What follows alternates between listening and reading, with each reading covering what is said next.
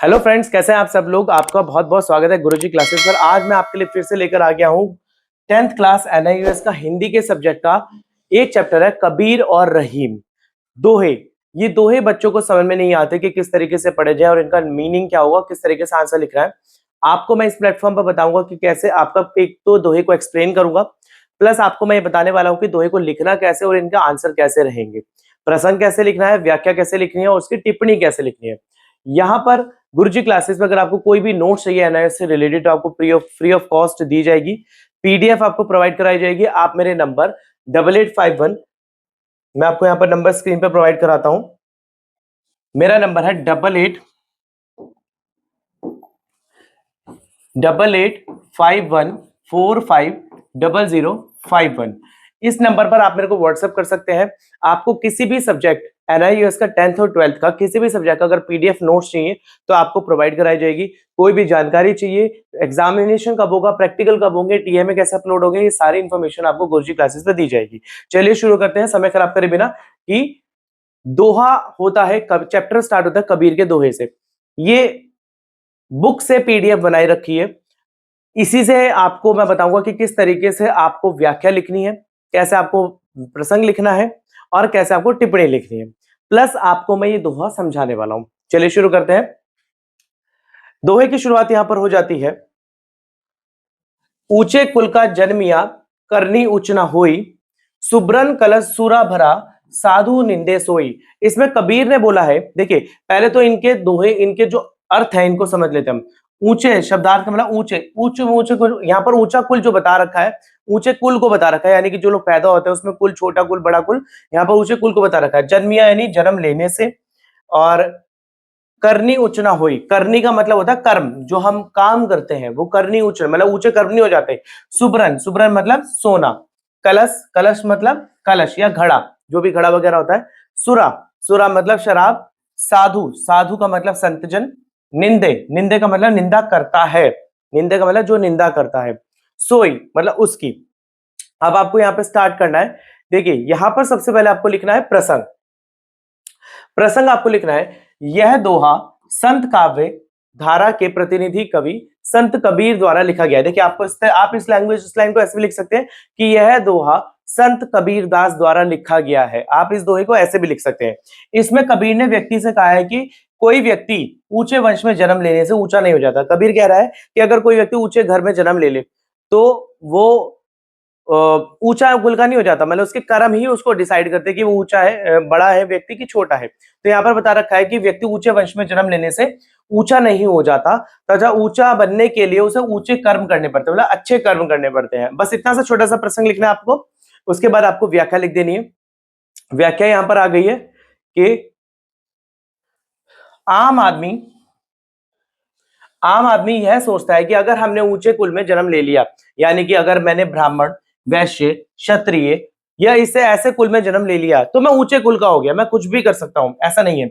अन्य सब निम्न वंश के हैं या दलित वंश के हैं या छोटे वंश के हैं, अब चाहे वो कितने ही बुरे कर्म क्यों ना करे तो वो ऊंचे कुल में रहेगा। मतलब ऐसा कहने से ये गलत है। देखिए इस चीज को आगे हम प्रसंग को पढ़ेंगे कि ऊंचे वंश के ही रहेंगे, ऐसा नहीं होता।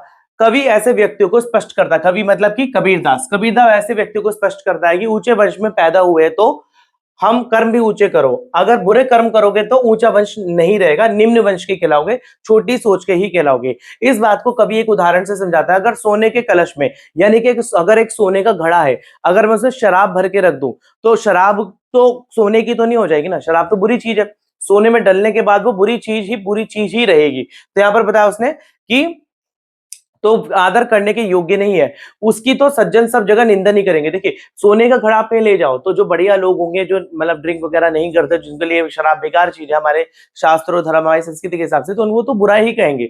इसके अलावा उसी तरह अगर ऊंचे वंश में पैदा होने पर भी अगर हम बुरे काम करेंगे तो उसका कोई लाभ नहीं, कोई फायदा नहीं, तुम कहलाओगे छोटे वंश के ही। सिंपल सा दोहा था। इसमें बस आपको एक छोटी सी टिप्पणी लिखनी है। छोटी सी टिप्पणी के अंदर क्या लिखना है, देखिए टिप्पणी का मतलब होता है कि अब इस दोहे के बारे में हम क्या कहना चाहते हैं। टिप्पणी का मतलब होता है अब इस दोहे के ऊपर मैं क्या कमेंट करता हूं। कमेंट ये करता हूं, यह दोहा छंद है। देखिए आपको बताना है कि यह दोहा, देखिए कबीर वाला जो दोहा है वो एक छंद है। इसमें बताया गया है कि मनुष्य का तन सोने के घड़े की तरह होता है।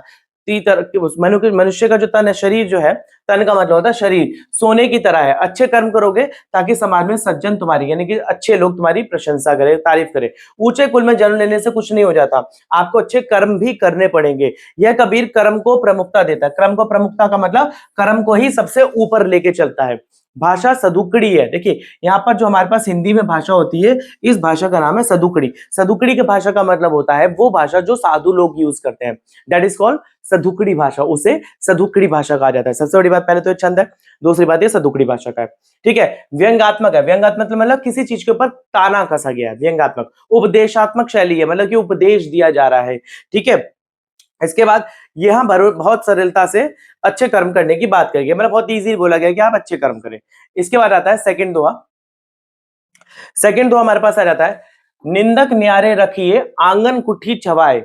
मतलब निंदक न्यारे रखिए आंगन कुटी छवाए, बिना पानी साबुन बिना निर्मल करत सुभाए। देखिए आप इस चीज को पढ़ेंगे। शब्दार्थ, शब्दार्थ में कहता है निंदक, निंदक का मतलब निंदक करने वाला, जो आपकी बुराई करने वाला होता है। न्यारे का मतलब पास, कुटी मतलब कुटिया आपका घर, छवाए मतलब बनाकर, निर्मल मतलब स्वच्छ, और सुभाय का मतलब स्वभाव यानी कि बिहेवियर। अब इस चीज को हम थोड़ा सा पढ़ लेते हैं। प्रसंग क्या कहता है, देखिए प्रसंग कहता है यहां पर, यह दुआ संत काव्य के धारा प्रतिनिधि कवि संत कबीर द्वारा लिखा गया। आप इसको ऐसे भी लिख सकते हैं कि यह दुआ संत कबीरदास द्वारा लिखा गया है। यहां पर बात खत्म। संसार में अपनी आलोचना करने वालों को, देखिए इस आलोचना में बताया गया है, सॉरी इस दोहे में बताया गया है कि जो भी आपकी बुराई करता है उसको आप अपने घर के पास रखो। घर के पास रखने से आप अपनी बुराई को सुनो कि वो आपके बारे में क्या कह रहा है, और अपनी बुराइयों को सुनकर अपनी उन बुराइयों को सही करने में लग जाओ। तो यहाँ पर बताया गया है कि किंतु कबीर का मानना है कि आलोचना करने वाले सदा अपने पास रखने चाहिए, उनकी आलोचना करते रहे, और बिना पानी और साबुन के आपके स्वभाव को निर्मल करते रहेगा। वो क्या करेगा, बिना नहलाए धुलाए साबुन वगैरह का यूज नहीं करेगा, पर आपकी बुराइयां कर करके आपके स्वभाव को बढ़िया करता चला जाएगा। तो यहाँ पर ये दोहा में प्रसंग बोला गया है। इसके बाद इसकी व्याख्या क्या बोलती है, इसकी व्याख्या बोलती है, ऐसे व्यक्ति को सदैव अपने पास रखना चाहिए जो आपकी बुराइयां करता है, कमियां बताता है। हमें ऐसे व्यक्ति को आंगन में कुटिया बनाकर अपने पास रखना चाहिए। निंदा से हमें अपने दोषों के बारे में पता लगता है, हमारी गलतियां, इन कमियों को हम दूर कर लेते हैं। इसी तरह बिना साबुन पानी के हमारा स्वभाव सही हो जाता है, बिहेवियर सही हो जाता है। असल में हम अपने शरीर साबुन पानी को साफ कर लेते हैं, और हमारे मन में जो भी बुराइयां हैं उन्हें कैसे दूर किया जा सकता है ये बताता है वो व्यक्ति। इसके लिए हमें ऐसे व्यक्ति की तत्काल आवश्यकता है। तत्काल का मतलब एकदम से आवश्यकता है, जो हमारी कटु आलोचना करे। कटु आलोचना का मतलब करता है, मतलब कि कटी आलोचना का मतलब होता है यहाँ पर, अरे क्या हो गया से, कटु आलोचना मतलब कड़वी बुराई करता है, यानी कटु आलोचना मतलब कड़वी बुराई, कटु का मतलब कड़वी, आलोचना मतलब बुराई। ठीक है, आपसे और आप में कमियां बताता रहे, उन्हें दूर करो। इसी बात को आम आदमी को समझने के लिए कबीर ने दोहे में लिखा है। अब इसकी टिप्पणी में लिखे, देखिए टिप्पणी बताती है कि यह दोहा छंद है, इसमें दोहा छंद यूज करा गया है। आमतौर पर हम उस आदमी को अपने लाल पीले हो जाते हैं जो हमारी बुराई बताता है। देखिए जो व्यक्ति हमारी बुराइयां बता रहा है, हम उस आदमी से लाल पीले हो जाते हैं कि है तूने मेरे बारे में ये बात कैसे कह दी। तो हम उसको बुराइयों को सोचते हैं कि भाई ये हमारे बारे में बुरा कह रहा है, तो एक्चुअली में आपके बारे में बुरा नहीं कर रहा, आपकी बुराइयों को बताकर अब बोल रहा है कि आप इस बुराई को दूर कर ले। दूसरी बात, कवि ने कहा है कि व्यक्ति पर गुस्सा होने की आवश्यकता नहीं है, अपितु उससे तो लाभ उठाना चाहिए, मतलब उससे फायदा उठाया जाना चाहिए। उसे अपनी बुराइयां सुनने के लिए 24 घंटे तत्पर रहना चाहिए, मतलब प्रेजेंट रहना चाहिए। यही हमारे लिए हितकर है, हमें ये हमारे बेनिफिट है। निंदक न्यारे में अनुप्रास अलंकार है। देखिए सबसे बड़ी बात, जब भी निंदक न्यारे आ जाए इसमें अंदर अनुप्रास अलंकार है। कौन सा अलंकार है इसके अंदर, अनुप्रास अलंकार। यहाँ पर आत्मबोध है, आत्मबोध मतलब अपने बारे में बता रहा है, और विश्लेषणात्मक यानी कि ये किस चीज का चिंतन कर रहा है, ये विश्लेषणात्मक चिंतन कर रहा है। इसके बाद हमारे यहाँ पर ये आ जाता है नेक्स्ट दोहा, जो कि है थर्ड दोहा।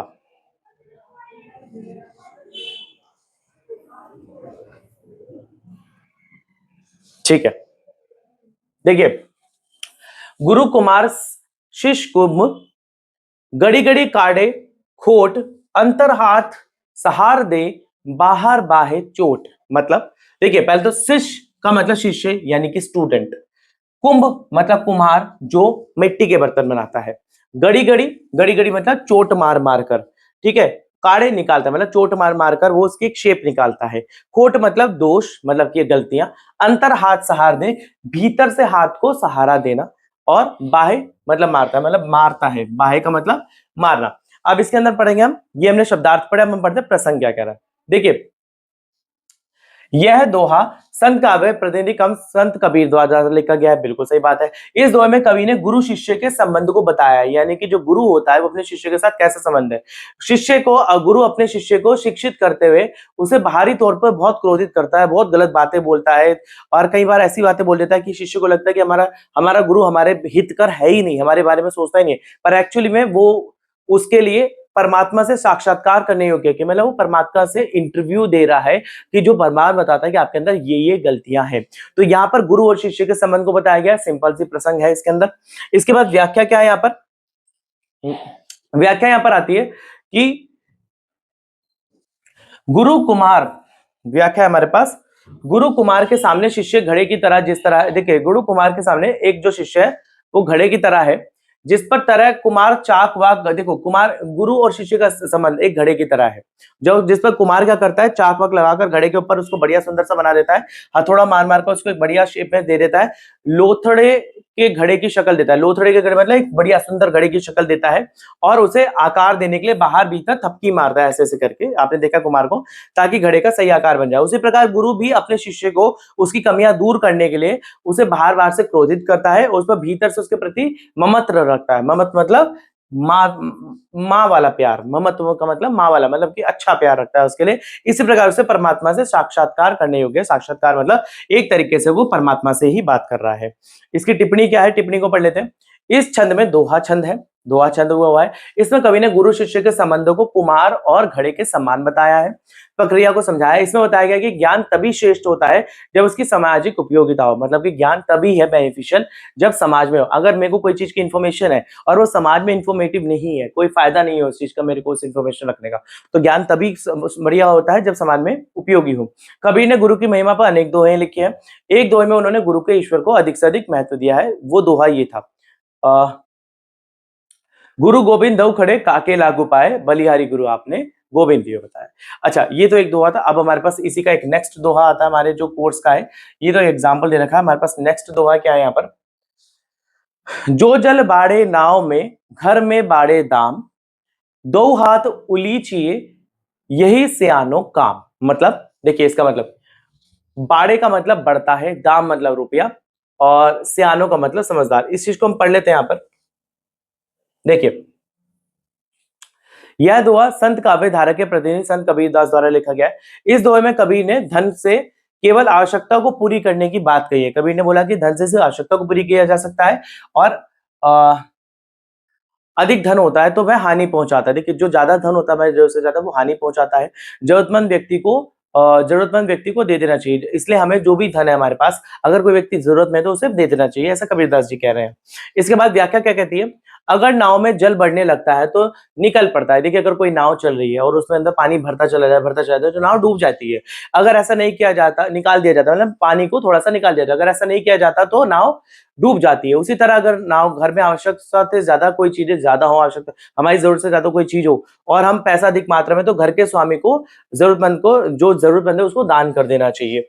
उसी तरह अगर ऐसा नहीं किया जाता तो धन घर के सदस्यों के अनेक प्रकार की बुराइयों का जन्म ले लेता है, इससे घर का नाश हो जाता है।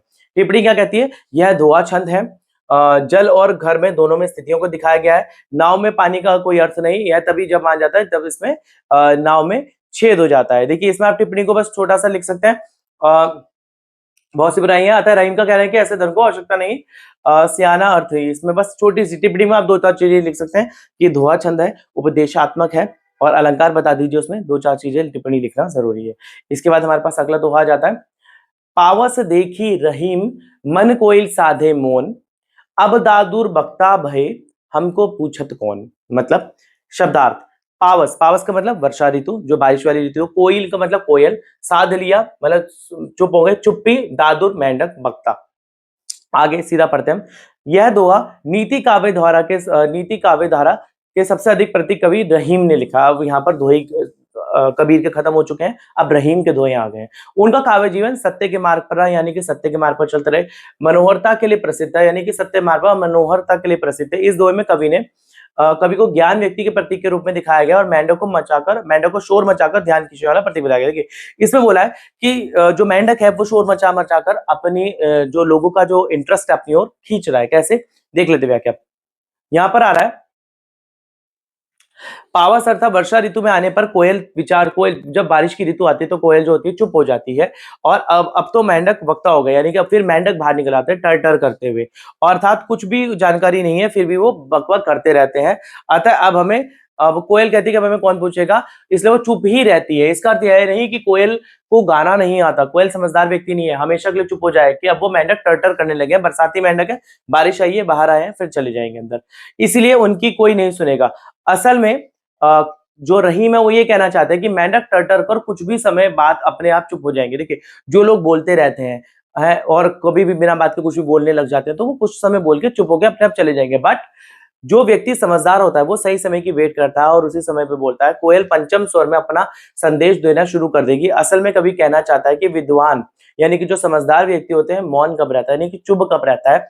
जब तक मूर्ख बढ़ चढ़कर बातें करते हैं, कुछ समय बाद चुप हो जाते हैं। उसी तरह जो विद्वान होता है, समझदार व्यक्ति फिर बोलना आरंभ कर देता है।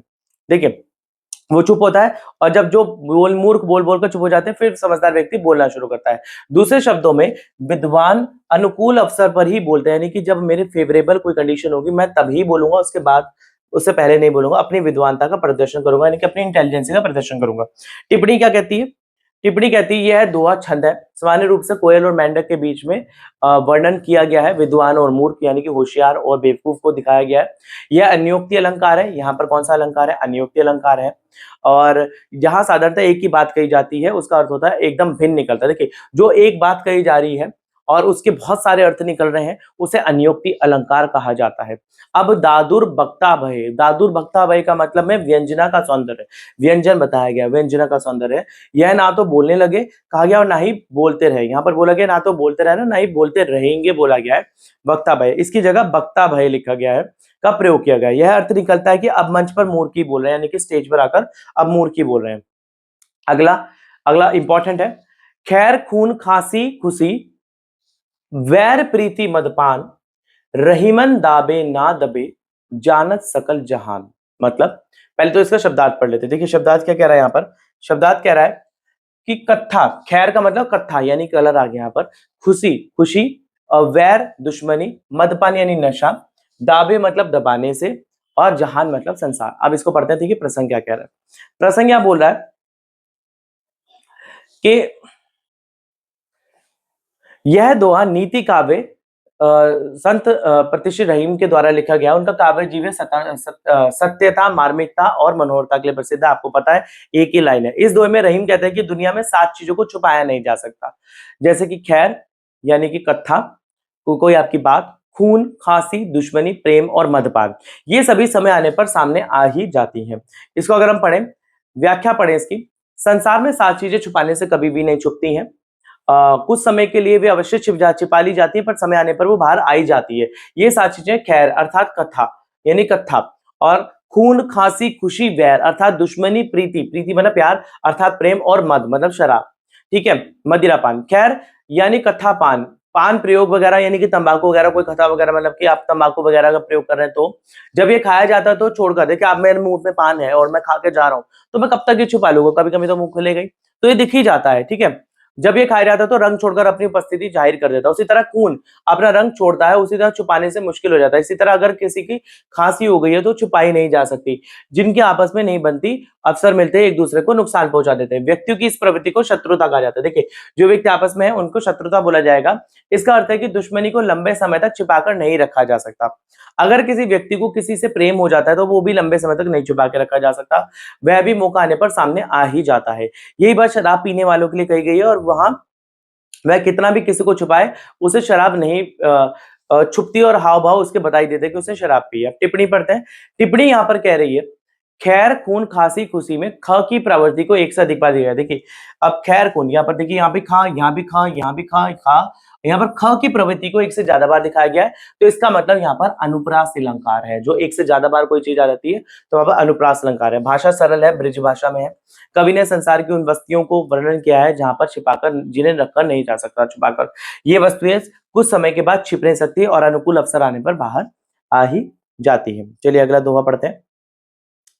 करत करत अभ्यास, जड़ीमती हो तो सुजान, रसरी आवत जात ते, सिल पर परत निशान। मन शब्दार्थ, जड़ीमती का मतलब मूर्ख, सुजान का मतलब समझदार, रसरी का मतलब रस्सी, सिल पर मतलब शिला, निशान का मतलब निशान। यह प्रसंग दोहा रहीम के द्वारा लिखा गया है। आप वही प्रसंग लिखेंगे दोबारा से। वृद्ध में यद्यपि श्रृंगार, भक्ति, वीरता की रचनाएं भी है। देखिए वृद्ध ने यहाँ पर इसमें यद्यपि श्रृंगार, भक्ति और वीरता की बात भी बोली गई है। लोक नीति के सूक्ति रूप में इसे विशेष रूप से प्राप्ति है। देखो लोक नीति मतलब लोक नीति के ऊपर बताया गया है इसको। उसका कहना है कि निरंतर अभ्यास करने से, रोज प्रैक्टिस करने से कैसे व्यक्ति परफेक्शन हो जाता है, परफेक्ट हो जाता है। इसका व्याख्या पढ़ते हैं।